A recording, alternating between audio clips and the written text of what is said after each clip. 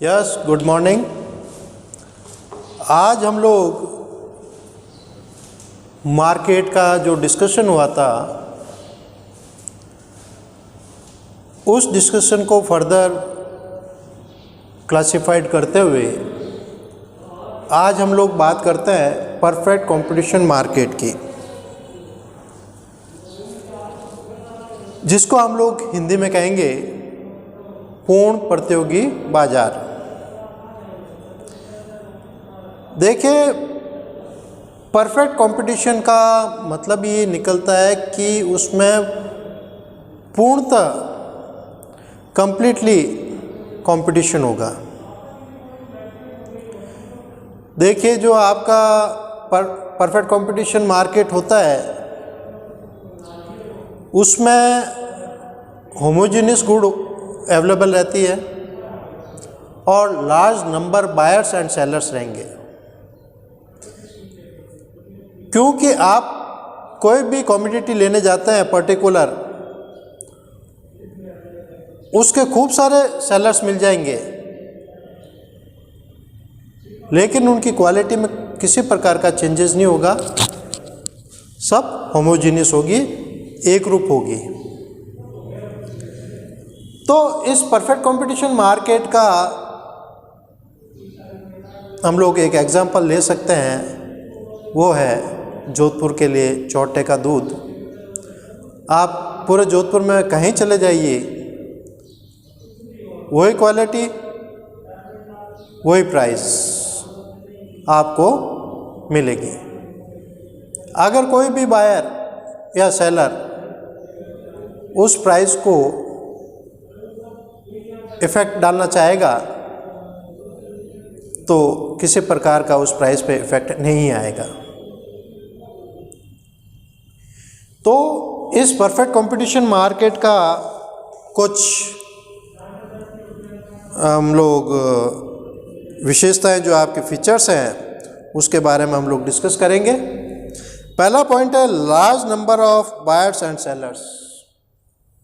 देखिए, आपका जो परफेक्ट कंपटीशन मार्केट है, इसके इंट्रोडक्शन में मैंने आप लोगों को पहले ही बताया था कि इसमें असंख्य क्रेता और विक्रेता होते हैं।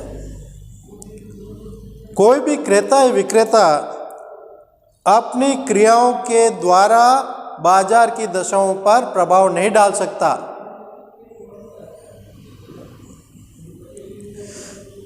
फिर पॉइंट नंबर 2 है आपका होमोजीनियस प्रोडक्ट, जिसको आप हिंदी में कहेंगे समरूप वस्तुएं। देखिए, कोई भी कमोडिटी, अगर आप शूज़ लेने जाते हैं, क्लोथ्स लेने जाते हैं, कोई भी कमोडिटी लेने जाते हैं, तो उसमें किसी प्रकार का ब्रांडेड का जो नाम है वो नहीं मिलेगा। आप ये कह सकते हैं कि मेरे को इतने नंबर का शूज़ चाहिए, तो शूज़ आपको वहाँ पे मिल जाएगा और सबकी प्राइस एक जैसी होगी। रंग अलग हो सकता है लेकिन प्राइस अलग नहीं होगी। फिर हम लोग बात करते हैं पॉइंट नंबर 3 की, entry and exit of firm in industry. देखिए, ये ध्यान रखना आप लोग कि फर्म और इंडस्ट्री दो डिफरेंट चीज़ें हैं। इंडस्ट्री में कई फर्में हो सकती है। फॉर एग्जांपल, अगर आप बात करें शूज़ मेकिंग इंडस्ट्री की, तो बाटा, प्यूमा और ये कई ऐसी कंपनियां हैं, वो उस इंडस्ट्री में आती है। तो मेरा कहने का मतलब ये है कि परफेक्ट कंपटीशन मार्केट में फर्में अपनी इच्छानुसार एंटर हो सकती है, प्रवेश कर सकती है, और जब उनको हानि होती है या उनका लॉन्ग लास्टिंग अगर वो बिजनेस नहीं करना चाहते हैं, तो उस इंडस्ट्री से बाहर निकल सकते हैं और अपनी इच्छा अनुसार रह सकते हैं। अब हम लोग नेक्स्ट पॉइंट की बात करें, perfect knowledge of the market. यहाँ पे इस मार्केट में कंज्यूमर और बायर दोनों ही मार्केट सिचुएशन से जानकारी रखते हैं, नॉलेज रखते हैं। तो जो मार्केट की प्राइस होगी, जो ट्रेड चल रहा होगा, उसके अकॉर्डिंग ही वो बाइंग सेलिंग करेंगे, क्रय और विक्रय करेंगे। फिर आता है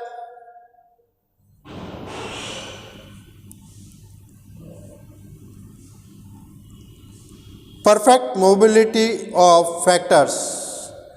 जो उत्पत्ति के साधन है वो परफेक्ट कंपटीशन मार्केट में इजी गोइंग होते हैं, मूवेबल होते हैं। देखिए, आपका चाहे लेबर हो, कैपिटल हो, कुछ भी हो, वो मूवेबल हो सकता है, एक स्थान से दूसरे स्थान पे जा सकते हैं। फिर नेक्स्ट पॉइंट आता है नो ट्रांसपोर्टेशन कॉस्ट। ये केवल परफेक्ट कंपटीशन मार्केट में ही नो ट्रांसपोर्टेशन कॉस्ट वाला पॉइंट आता है, क्योंकि ये लोकल लेवल पर ऑपरेट होता है। इसमें किसी प्रकार की ट्रांसपोर्टेशन कॉस्ट इंक्लूड नहीं होती है। क्योंकि ये स्थानीय स्तर का एक व्यवसाय है। अगर आप जोधपुर की बात करें तो छोटे का दूध है, वो पूरे जोधपुर में आपको सेम प्राइस मिलेगी, उसमें ट्रांसपोर्टेशन कॉस्ट नहीं जोड़ी जाती है। फिर आता है firm are price taker. Perfect competition market में जितने भी फर्में होती है, पर्टिकुलर इंडस्ट्री में, वो सारी की सारी प्राइस टेकर होती है, मतलब प्राइस को स्वीकार करने वाली होती है। देखिए, आपकी जब भी प्रोडक्शन कॉस्ट और मार्केट प्राइस के बीच का जो गैप होता है, उसके अकॉर्डिंग ही आपका प्रॉफिट, लॉस और नॉर्मल प्रॉफिट डिसाइड होता है। आप मार्केट में अपना प्रोडक्ट सेल आउट करेंगे तो उस कंडीशन में आपको पहले मार्केट में जो रनिंग प्राइस है उसको एनालिसिस करना पड़ेगा।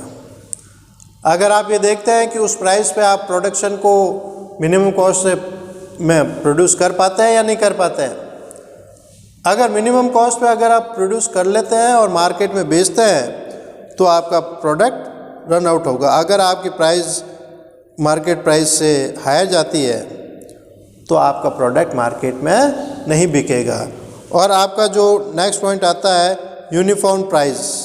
यूनिफॉर्म प्राइस का मतलब ये हो गया कि सेम प्रोडक्ट का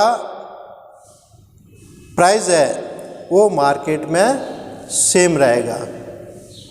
इसका ये रीज़न है कि आपके उसमें किसी प्रकार का ब्रांड जो है नाम नहीं चलता है, क्योंकि आप प्रेजेंट लाइफ में देखते हैं तो उसमें ब्रांडिंग के हिसाब से जो है प्राइसेस में चेंजिंग आता है। ठीक है, अब मैं आपकी नेक्स्ट क्लास कर लूँगा। ओके।